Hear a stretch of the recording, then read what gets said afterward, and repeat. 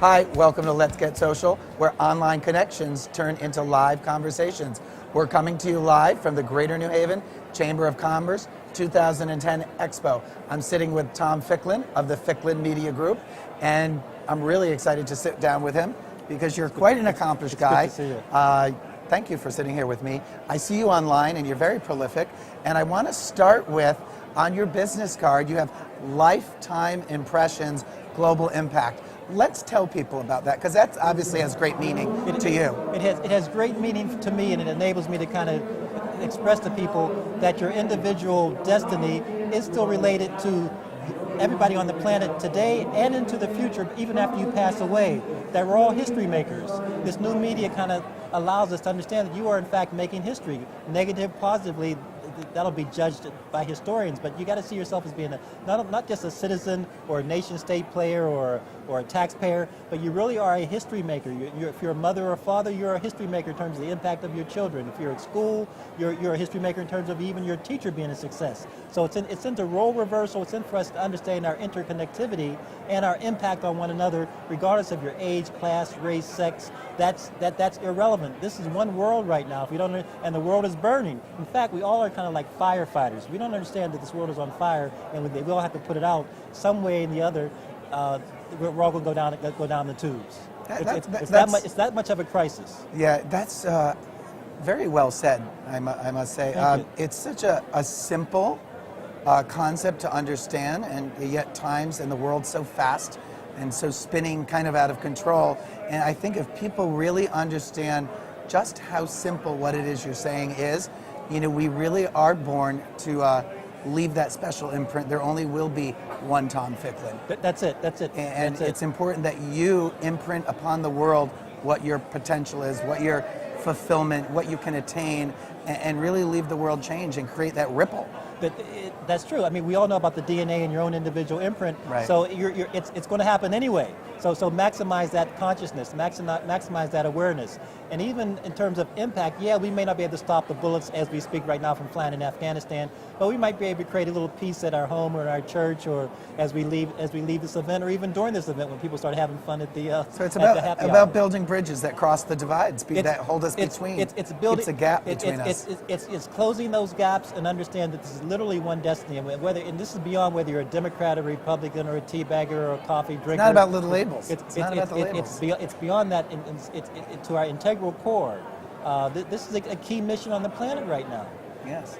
So it's just important for people to realize that they do have individual power, and don't be depressed. We all get kind of sad from time to time, but realize that there's hope, and you are part of that hope. Yeah, and so this is what I want you to tell people, because you so own it and you so know it and your work shows it.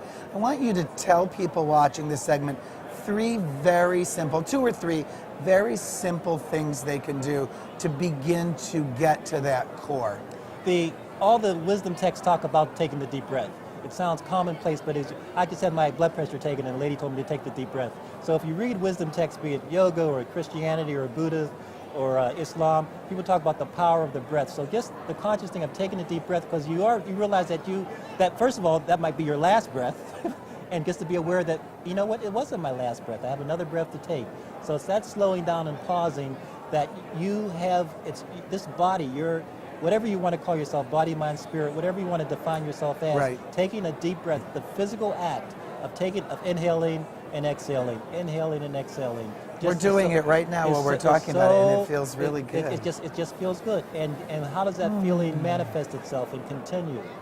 And when you get angry, and before you start to yell at somebody, take a deep breath.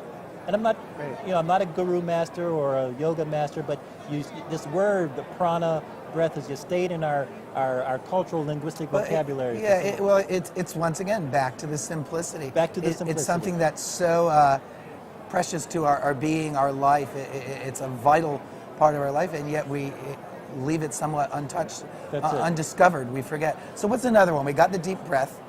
Take the deep breath. Smile. There's a lot of things about smiling. There's a lot of theories proven in terms of how the brain imaging, when a person smiles and you look at the brain image, and the way that the cells interact and send energy to one another. So, sometimes it feels, if you're not used to doing it, you feel it's false. But even it helps the facial muscles, even the smiling helps the facial muscles. Just a little exercise, So the exercise, we all can't be 10K runners or triathlons, but we can at least exercise your body, at least your cheeks and the breathing. Wow, that's great. The third would be speak to people that walking down the street, just say hello to someone. Try to get their attention. Just kind of step out of your own little bubble, right? Attempt it. Just make the effort. And particularly if you're an older person and you see a younger person, just if you see them downtown or walking, just say, hi, how you doing? Because a younger person, they'll be surprised that you're even saying, and then they may not say hello right then, but they might be 4 or 5 steps down and look back at you. That kind of connection is very important. You stop and make people pause and think, and maybe they'll pass that on. Just to demonstrate. You don't have to go to mass demonstrations. Mass demonstrations are fine, but your individual demonstration can be just as powerful. Wow, so this is really, really good. I would like for you to tell everyone out there how to find you online, because you do really good work, and you're a multi-talented guy who really is tapping in and following his calling. And I would like for the folks who are listening to this to be able to see Tom online and visit with him and interact with him on some of his platforms. Oh, sure. I invite you to go to my blog. It's tomficklin.blogspot.com. That's TomFicklin.blogspot.com. I'm also on Facebook, Tom Ficklin on Facebook. I'm on LinkedIn, Facebook, Twitter. It's Tom Ficklin. So the beauty of this new media technology is technology can kill you, but it can also revive you. So we have to play in this technology playground right now as well, and not have it blow up in our space, but really construct some healthy platforms for this generation and for generations to come. Well, thanks for being here. It's been a pleasure. We'll smile, we'll take a breath together, we'll reach out to each other online. I'm really glad you sat down with us. I think you have probably one of the most important messages, and I think I look forward to doing a lot more with you in the future. It's great. So for Let's Get Social, I'm Chris Bartlett. Until next time, I will see you online.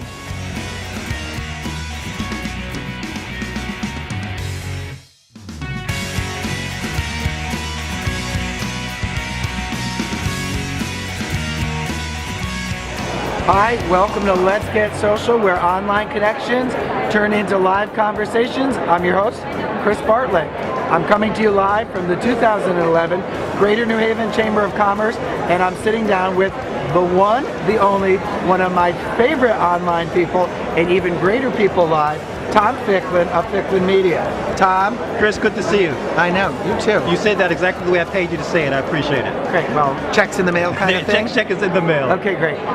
You are such a important person to me, because whether I see you online or live, I just always really get that true essence of the word relationship and social conscious. And I really want to talk about relationships and just the nature of how that's such a core fundamental operation of the big fancy word business. Can we talk about that a little? Yeah, but your business really has to be secondary to your relationship. I agree. Your business, your talent, your skill, that evolves as you decide and define what your relationship is. Your relationship to others, but also your relationship to yourself. And then your tools, your skills, your expertise emanates from that. But what's been on my mind recently in terms of the word relationship is because we see how relationships are so fractured, how the world is so fractured, how political parties are so fractured, how families are so fractured. I've been really thinking about this word relationship. And I don't have an answer, but my mind goes to these kind of metaphorical, but also these big macro questions. What is culture? What is evolution? What is humanity? The big philosophical questions we really now have to embrace like never before, because again, in my mind, we can see that we may be the current dinosaurs on the planet. Absolutely. As well as not only killing ourselves, but trampling all the little ants even beneath us. And at the same time that the globe is on fire. So in terms of relationships with yourself, with others, with the world, with your family, with your business, the relationship word is so key. It's really profound that you have mentioned that. Yeah, well, I mean, I feel like it's really the key of everything, and sort of operating our lives in what sometimes I use the term, I call it like living in the key of me. And I think when we're living in that really true place and transparent place from a point of honesty, we really are able to transcend in a greater way. The words you just used in terms of harmony and keys, if you think of the music thing, we got to create harmony with ourselves, harmony with others. But in the external world, some of us like jazz, some of us like grunge music. Some of us can't stand to hear grunge music. Some of us can't stand to hear jazz or the blues. So it gets kind of convoluted, if you will, in terms of what culture and melting pot and civilization actually means in terms of dominant society, dominant culture, dominant styles. So creating harmony is so important, and that's why I think Beethoven, and you have classics like that, but also the blues are classics. So how can we appreciate things that we might not, discordant things that we might not like, discordant plays, discordant art, countercultural art, which is just huge, profound, and yet I think it really starts with that simple seed inside of each one of us. Do you agree? It starts with a simple seed, but that seed continues to expand and grow as you nurture it. Absolutely. As you water it, and you water it with your internal meditations and your exercise. You water it as you interact with people. So we have the nucleus, the seed, the germination, but then how does it become a flower or a weed? Exactly. And the dandelion is a flower, but some people consider it to be a weed, but it also is a great tea. So you got to think of how you can the metaphor that there are seeds and sprouting in the agrarian society, how things grow, and how does civilization enable it to grow, or whether we go with genetic modification, modifying natural food. Absolutely. Wow, this has been really profound, really quickly. Let's leave people who are watching this and more interested in getting to know more of what's going on with you and all this really important movement. How can they reach out and get in touch with you? This is going to sound really egocentric, but because of my last name being so unusual, Ficklin, if you just Google TomFicklin, TomFicklin, everything will pop up, and my position in that Google world is pretty high. My blog is pretty popular. I actually don't think that's egocentric. So go to Google. That's a little shout out for Google, by the way, and put in TomFicklin.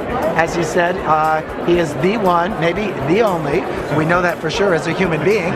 We're talking name-wise. That's right. And you will find everything you would like to know to engage with this really incredible and dynamic man. And that's FICKLIN. Okay, great. You got it? Tom, pleasure as always. Chris, indeed. Thanks for being with me. For Let's Get Social, I will see you online.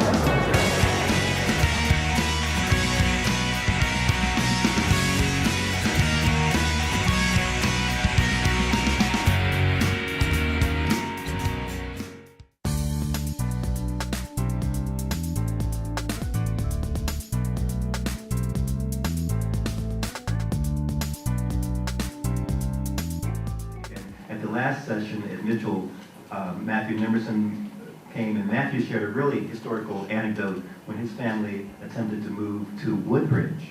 Before Woodbridge was predominantly Jewish, his family encountered problems, the Jewish family moving to Woodbridge, and that was really, that stands out in my mind from That was in the 60s. that stands out in my mind from the Mitchell Library. And then at the Stetson Library, when Gerald Hampton, the son of he's a Reverend Gerald Hampton now, but the church, but Benita, where's the Reverend Hampton's church? Shiloh Missionary Baptist. When Gerald moved to Orange and had to leave Orange because of the hostility that he encountered. So those are just two anecdotes that jump into my mind. Colin's going to reference one of the books that we've had also about the changes in the Hill, but I just wanted to mention that in terms of where we are, where are we right now? What's the name of this place? Wilson Library. The Cortland Wilson Library. And who was Cortland Wilson? So Cortland, while he worked for Yale, before Yale University, before he went to Yale New Haven Hospital, led a protest march in like 1967, 1968, when President Johnson's wife, her name is, when Lady Bird came to New Haven to meet with Kingman Brewster, Cortland leads a march, a protest, accusing Yale of urban apartheid.